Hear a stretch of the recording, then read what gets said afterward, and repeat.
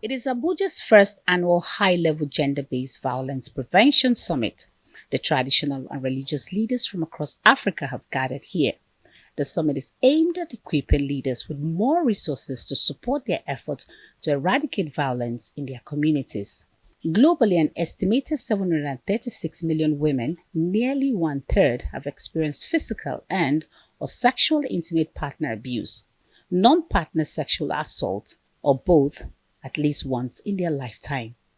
More than 40% of West African women are victims. This is just one of the numerous reasons why the UN is pressing for further action.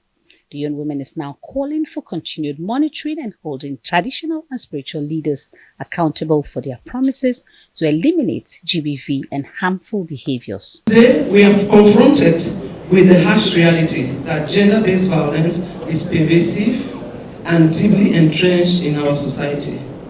It is a violation of human rights, a barrier to development, and a threat to peace and security.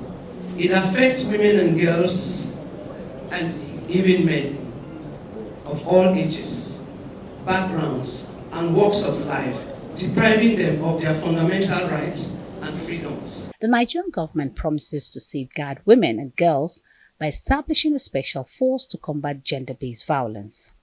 The women are suffering, the women are crying. They may not cry before you, but they cry to me. And when they cry to me, what do you expect me to do? I'm pleading, because without the support of the traditional rulers, without the support of the religious leaders, the work I do has nothing to do with religion. These traditional rulers are increasing their commitment to protecting women and girls from harmful practices and abuse. There are things that a normal Nigerian, an average Nigerian, will not take for granted by anybody. First, his religion, his culture, his tradition. These three things are noble areas.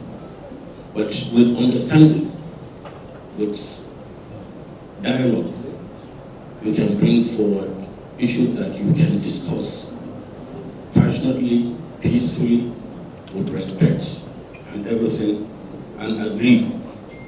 Genital mutilation, it's a very, very dehumanizing thing.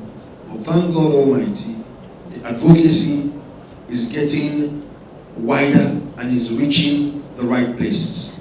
The UN Women has been at the forefront of eliminating all forms of violence against women, and the result so far is encouraging.